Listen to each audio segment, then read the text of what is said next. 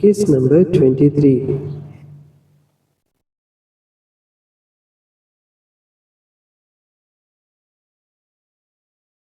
ایک سال بعد وہ آفس میں بیٹھا چیئر پر جھولتا سگریٹ کا ایک لمبا کش کرتا گیا، جبکہ اچانک دروازہ کھولنے کی آواز پر پلٹا۔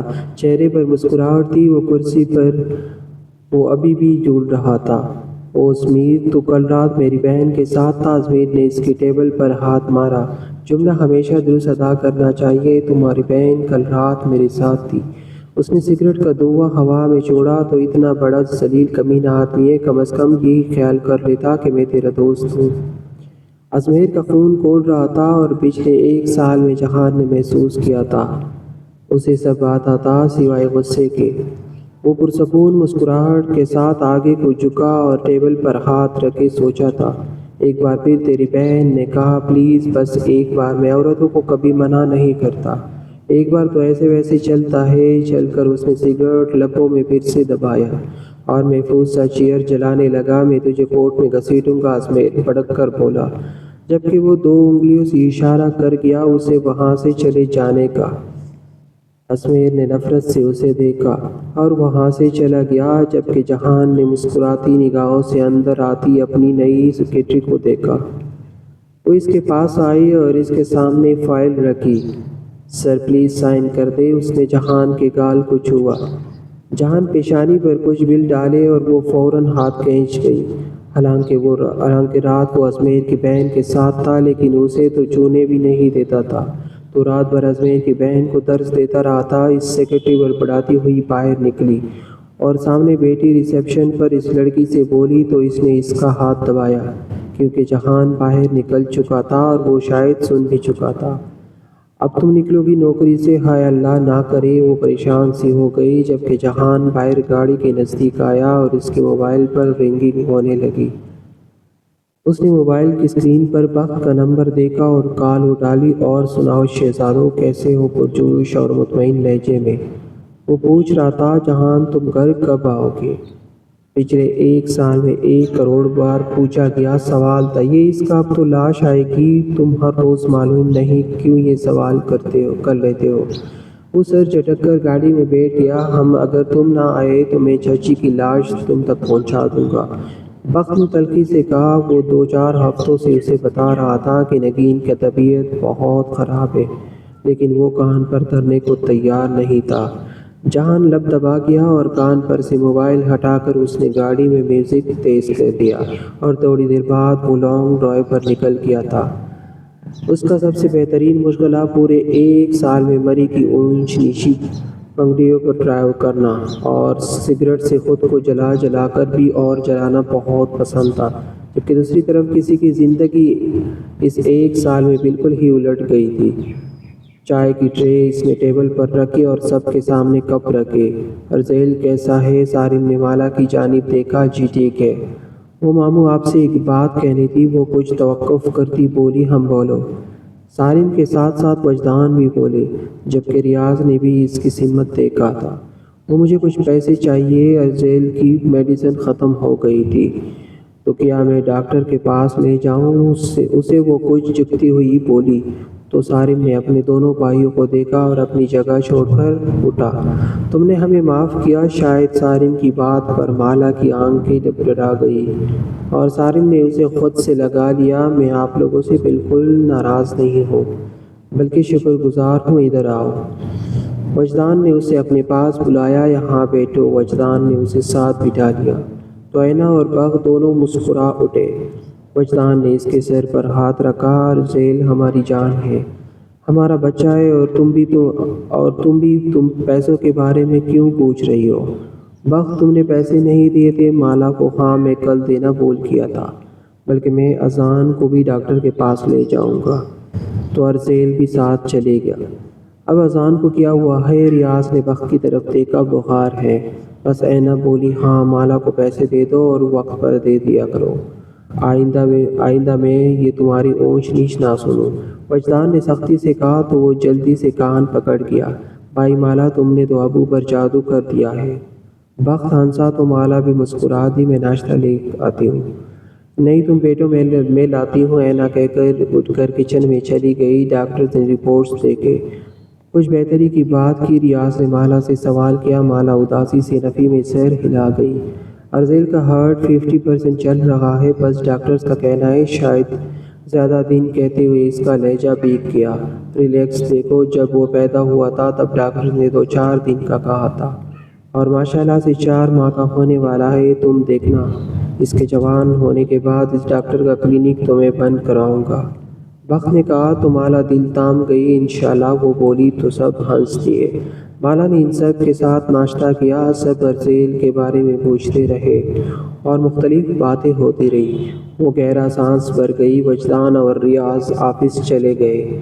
بخت نے اینا اور مالا کو تیار کرنے کا کہہ دیا تھا بچوں کو، جبکہ سالم کال پر کسی سے بات کر رہا تھا۔ چاچو کا گم ہو بیگم تو نہیں یاد آ رہی؟ بخت نے ٹوکا مارا تو سالم نے اسے گورا او بندے اس نقلی گوری کی جگہ اگر تو نقلی مسکرا لے، شرما لے تو تیرا کیا جائے گا؟ اچھا چپ ہو جاؤ، کیا فکر ہے بھائی، میرال کی کل پیشی ہے، ہو سکتا ہے بیل مل جائے۔ میں چاہتا ہوں اس کو کورٹ میں مزید گھسیٹوں۔ میرے اندر سے بدلے کی آگ نہیں ختم ہو رہی، اور اصل تب تو مجھے یہ چڑھی ہوئی ہے میری ہی بیوی اپنے شوہر کے دشمنوں کے ساتھ ہے۔ وہ دانت پیس گیا۔ بخت نے سر ہلایا۔ ایک بار صرف تم چاہو، تم نے جانا ہے، رحاب کو لے کر جانا ہے۔ ایک بار نہیں جا رہے، تم خود گئی تھی، خود آئے گی۔ سالم نے سر جھٹکا، اور اگلے 4 سال بھی نہ آئے، پھر نہ آئے، میں مر نہیں رہا۔ سالم سر جھٹک گیا۔ تمہارا جہان سے رابطہ ہوا ہے؟ بھابھی کا بتایا؟ 1000 بار بتا دیا۔ ویسے بخت تم نے مالا کا ذکر بھی کیا ہے، اس سے سالم نے معلومات لینا چاہیے۔ ایک بار کرنا چاہتا لیکن اس نے سنا نہیں، اور اگلی بار نام لینے سے منع کر دیا۔ مجھے لگا وہ یہ رابطہ بھی ختم کر دے گا، تبھی دوبارہ پلٹ کر ذکر نہیں کیا۔ وہ بولا تو سالم نے سر ہلایا اور سیڑھیاں اتر گیا۔ اس کی گاڑی دھل رہی تھی۔ جیسے ہی گاڑی صاف ہوئی وہ سیڑھیوں سے اتر گیا۔ اگر تم کہو تو اپنی بیگم کو بھیج دو، چاچو تمہاری بیوی کو لے آئے گی۔ میرا مسئلہ نہیں۔ واہ، یہ نادان انسان کچھ نہیں سمجھتا، تمہاری طرح بیوی کے پلو سے لگ جاؤں۔ وہ گاڑی میں بیٹھتا بولا تو بخت نے دوست سے کہا شوق سے لگا ہوا ہوں۔ بہت فخریہ بات تھی بھائی۔ سالم سر جھٹک کر باہر نکل گیا، جبکہ بخت نے دروازہ پیٹ ڈالا۔ بخت کیا بچوں والی حرکتیں ہیں، ابھی سویا ہے وہ، پھر رونے لگ جائے گا۔ اپنے بچے کے علاوہ بھی تمہارا ایک اور بچہ اس کمرے میں ہے، اسے بھی ویسے توجہ دو تو وہ تمہیں خوش کر دے گا۔ اینا کو اپنی سمت کھینچا۔ وہ بڑا لہک کر بولا آپ نا ذرا سنبھل جائیے، اب ایک بچے کے باپ ہیں، میرے تو 101 ہوں گے، تم ایک پر ہی ٹک رہی ہو۔ واٹ ایز بھی تم نے کہا تھا اذان کے ہونے کے 7-8 ماہ تک میں تمہیں تنگ نہ کروں، اب تم میرے تنگ کرنے کے دن بھی آ گئے ہیں۔ اب کہاں جاؤں گی مجھ سے بچ کر اپنی ماں کے؟ وہ اسے دھکا دے کر اس سے دور ہوئی اور باہر نکل گئی۔ تمہیں ٹانگیں نہ توڑ دوں آئی بڑی، جب ڈرانا دھمکانا ہوتا ہے امی کے گھر پہنچ جاتی ہے، اور تم کیا مجھے الو کی آنکھوں سے دیکھ رہے ہو؟ اس نے اذان کے تھپڑ مارا اور اذان بستر پر گرا، رونے لگ گیا۔ بخت نے اپنی ہنسی ضبط کی۔ یہ تو وہ چوچو والا کھیلنا ہے، چونے سے رو رہا ہے، بزدل کہے گا۔ اینا نے بخت کو گھورا۔ بخت آپ کتنا تنگ کرتے ہیں۔ اذان کو وہ بیٹے کو اٹھا کر ادھر ادھر گھمانے لگی، تبھی اینا کے موبائل پر میسج رنگ ہوئے۔ تمہارا فون بج رہا ہے۔ بخت بیڈ پر لیٹ گیا اور اینا اس کی بات پر ایک دم فون اچک گئی۔ Relax honey. بخت نے اس کی صورت دیکھی۔ نہیں، وہ میری دوست کی کال آنی تھی، اس پر خوش ہوں۔ اس کا میسج ہوگا۔ وہ مسکرائی تو بخت نے گہرا سانس بھرا۔ فارغ نہیں ہوں، باہر آ جاؤ جلدی، اور الو تو میرے پاس آنا۔ اذان اس کے منہ پر مکے مارنے لگا۔ ساری تیری ایسی کی تیسی۔ بخت نے اس کے بال کھینچے۔ وہ گلا پاٹ کر رونے لگا، جبکہ مالا بھی ارزیل کو لے آئی۔ بخت بھائی آپ بہت رلانے ہیں اذان کو۔ ہاں تو یہ مجھے تنگ کرتا ہے کتنا، وہ نہیں دیکھتا تمہیں، وہ بچہ آپ کو تنگ کرتا ہے۔ وہ ارزیل کو دیکھتا کتنا سیدھا ہے، اس کی تو مجبوری ہے۔ مالا افسردگی سے اپنے بیٹے کو دیکھنے لگی۔ کیا مجبوری ہے؟ دیکھو ابھی بلبل آئے گا۔ بخت نے اذان کو مالا کو دیا اور ارزیل کو تھام لیا، اور اس کو گدگدی۔ ارزیل ہنسنے لگا، اور پھر بخت نے اسے زیادہ ہنسنے بھی نہ دیا کہ اس کی طبیعت نہ بگڑ جاتی۔ بخت نے اس کے گال پر پیار کیا۔ ٹھیک ہو جائے گا، پریشان نہ ہو، وہ کہہ کر ارزیل کو لے کر باہر نکل گیا، جبکہ مالا اذان کو پکڑے اینا کا ویٹ کرنے لگی۔ وہ باہر آئی تو اس کا چہرہ کا رنگ اڑا اڑا سا تھا۔ کیا ہوا اینا؟ کچھ نہیں، بس ویسے ہی طبیعت عجیب سی ہو رہی تھی۔ اس چلتے ہیں، وہ کہہ کر اذان کو پکڑ کر باہر نکل آئی اور مالا بھی ان کے ساتھ ہی چلی گئی۔ حنین نے جب ان سب کو جاتے ہوئے دیکھا، وہ گھر میں داخل ہو رہی تھی، یونیورسٹی سے واپس لوٹ رہی تھی۔ میں بھی چلوں ذرا، خوشی سے بولی تھی۔ گاڑی میں جان کر ہاں گھومنے جا رہا ہوں، آ جاؤ، بلکہ مالی اور چوکیدار کو بھی کہہ دو۔ بھیا وہ منہ بنا گئی، نہ تنگ کرے اسے، آ جاؤ۔ حنین اینا نے بخت کو ٹوکا۔ وہ ہمیشہ ارزیل کو اپنے ساتھ بٹھاتا تھا جب ڈرائیو کرتا اور اذان پیچھے بیٹھتا تھا۔ اینا والا یہ بات اچھی نہیں لگتی تھی، وہ اپنے بیٹے کو اہمیت کیوں نہیں دیتا تھا، جبکہ بخت ایسا کبھی بھی نہیں سوچتا تھا۔ اینا اب بھی مالا سے پیچھے سے اذان کو لے چکی تھی۔ میں نے نہیں جانا، بہت شکریہ، یہ نوازش، وہ کہہ کر گاڑی آگے لے گیا، جبکہ حنین آنکھیں سپیٹ کر اس کی گاڑی کو گھورنے لگی۔ اللہ کرے ٹائر پنچر ہو جائے، وہ غصے سے بولی اور اندر آ گئی۔ میں آ گئی ہوں۔ حنین کی آواز پر عافیہ بھی کمرے سے نکل آئی۔ مالا نے کھانا بنایا ہوگا، پلیز کچھ کھانے کو دے دے، تمہیں کوئی فکر بھی ہے؟ یہ جب سے باپ نے یونیورسٹی سے اجازت دی ہے سب بھول گئی ہو۔ عافیہ نے اسے غور کیا۔ یاد رکھنا ہے، میں نے۔ حنین نے پانی کا گلاس لبوں سے لگایا۔ اب بھی تم اس دو ٹھوڑی کے بلال کے نکاح میں ہو۔ امی پلیز یار، میرا موڈ نہ سپوائل کرے۔ طلاق تو وہ ہر صورت دے گا، ورنہ اس گھر میں اس کی بہن کو آنے نہیں دوں گی۔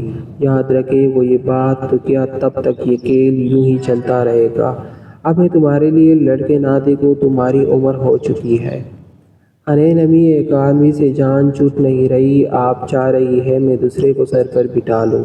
واہ کیا عقل مندانہ بات کہی ہے، خیر کھانا دے، میں فریش ہو کر آتی ہوں، وہ بولی اور اپنے کمرے میں چلی گئی، جبکہ عافیہ فکر مند تھی اس کے لیے، اور وہ ویسے لاپرواہ ہو چکی تھی اس بات سے کہ یہ بات جیسے کوئی حیثیت نہ رکھتی ہو، جبکہ وہ بھول چکی تھی کہ اس کا باپ ہے۔ اس کے سامنے نگین نے ایک بار پھر ایک آج سے نمبر ڈائل کیا کہ شاید اس بار دوسری طرف کوئی کال اٹھا لے، مگر سدا افسوس کہ آج بھی کسی نے فون نہیں اٹھایا تھا۔ اس نے موبائل رکھ دیا۔ سب مالا کی وجہ سے ہوا، سب کچھ، ساری دنیا میری تباہ کر دی اس نے، اور اب میرے پوتے کو بھی اس کی منحوسیت لگی کہ وہ دل کا مریض نکلا، یہی ہے منحوس، اسے مر جانا چاہیے تھا، لیکن یہ زندہ رہ گئی۔ نگین بڑبڑاتی ہوئے اٹھ بیٹھی۔ سب کو اپنا کر لیا، اس نے کوئی اس کے خلاف ایک لفظ سننا نہیں چاہا۔ سب کو اس سے ہمدردی ہو گئی، اور میری حیثیت کیا رہ گئی؟ وہ مٹھائیاں بینچ گئی، میرے دونوں بیٹے مشرق مغرب ہو گئے۔ ٹھیک کیا، سعد نے اس کے ساتھ ساتھ بہت اچھا کیا، اور اگلے ہی روز اسے بیچ دیا اور طلاق دے دی، لیکن منحوس ایسے نکلی کہ بچے کو ڈال بنا لیا۔ وہ جیسے ان لمحوں میں اتر گئی۔ اس روز مالا کے جانے کے بعد جہان کو سب نے دو دن تک ڈھونڈا، لیکن جہان کہیں بھی نہ ملا۔ اس نے اپنے نمبر بند کر دیا، ان سب سے رابطہ ختم کر دیا، اور بس جیسے سب سے منہ موڑ گیا۔ لیکن سب شوق تب رہ گئے جب مالا واپس آ گئی۔ پورے 2 دن بعد سعد نے اسے واپس بھیج دیا، اور گھر والوں کو فون کر کے کہا کہ اس نے ان سب کے دباؤ میں آ کر یہاں شادی کر دی تھی، اور اس کا مالا سے کوئی تعلق واسطہ نہیں ہے۔ وہ مالا کو طلاق موبائل پر ہی دے دیا، اور جیسے ہی مالا نے اپنے کانوں سے یہ الفاظ سنے، ویسے ہی وہ چکرا کر گر گئی، اور ڈاکٹر نے خوشخبری کی خبر دی۔ اس کی پریگنینسی کے دوران کتنے سب نے جتن کیے تھے کہ سعد کسی طرح مان جائے، کس طرح نہ اس کے دل میں اپنے بچے کا سن کر رحم آیا، نہ ہی کسی اور بات پر۔ مالا کی چیخوں پر پورے گھر کا دل پھٹنے کو ہو گیا تھا، سوائے نگین کے ایک فرد کو اس کے ساتھ ہوئی زیادتی پر جیسے افسوس ہوا۔ یہ سب جہان اور سعد کو بھول گئے۔ وجدان، سارمہ اور ریاض تینوں ہی مالا کے لیے بہت اچھے ہو گئے تھے۔ وہ مالا کی اذیت پر بیٹے کو کوستے۔ ریاض صاحب نے باقاعدہ اس سے ہاتھ جوڑ کر معافی مانگی کہ وہ خود غرض ہو گئے، اور ان کے بیٹے بھی، وہ سب اس کے مجرم تھے۔ مالا کو یقین ہو گیا کہ سعد کبھی لوٹے گا نہیں۔ ارزیل کے ہوتی ہی سعد اور مالا کی افشیلی طلاق بھی ہو گئی، اور مالا کو سب نے گھر میں ایک وہ مقام دیا جو ایک بیٹی یا بہو کا بنتا تھا، لیکن اصل غمزدہ بات وہ تھی سب کے لیے جب ارزیل ایک چھوٹا نامولود بچہ جو بلا کا حسین تھا، بالکل مالا کی طرح ساتھ کی شیوا بھی نہیں ملتی تھی، اس لیے وہ دل کا مرض لے کر دنیا میں آیا۔ مالا کے ساتھ ساتھ اپنے ارزیل کا بھی خیال رکھنا شروع کر دیا۔ مالا ساری رات ارزیل کو دیکھ کر روتی تھی، جس کا رونا بھی وجدان نے رکھا کیونکہ وہ تکلیف سے بہت روتا تھا۔ ڈاکٹر نے کہا تھا کہ وہ کچھ دنوں کا مہمان ہے، لیکن جس کی زندگی اللہ لکھتے وہ کسی کے کہنے سے مر نہیں سکتا۔ حنین نے بھی اس ایک سال میں باپ کو منا لیا تھا۔ وہ اس سے مان تو گئے تھے، لیکن بلال سے طلاق کی بات پر اس کی کوئی بات نہیں سنتے تھے۔ لیکن حنین کو یقین تھا کہ وہ اس پر بھی انہیں رضامند کر دے گی اور اس کا خواب پورا ہونے جا رہا تھا۔ وہ یونیورسٹی جانے لگ گئی تھی، جبکہ رخاب اس دن سارم کے پاس سے چلی گئی تھی۔ جب سارم آفس جانے کے لیے نکلا اور وہ اس کے پیچھے سے نکل گئی، سارم نے بھی غصے سے پلٹ کر رابطہ نہیں کیا کہ وہ اپنی بگیڑ بہن کا ساتھ دے رہی تھی۔ اسے احساس نہیں تھا کہ اس کے شوہر کے ساتھ کیا ہوا تھا۔ وہ اب بھی اپنی ہی بہن کا ساتھ دے رہی تھی اور اسی غصے میں پلٹ کر اس نے کبھی اسے نہیں پوچھا۔ وہ اپنی مرضی سے گئی تھی، اپنی مرضی سے واپس آئے گی۔ اس نے سب کو یہی کہا تھا، جبکہ ساجدہ اور خیام جہان کے جانے کے بعد واپس چلی گئی تھی۔ خیام نے بہت کہا تھا وہ یہی رہنا چاہتی ہے، لیکن ساجدہ اسے غصے سے وہاں سے لے گئی تھی۔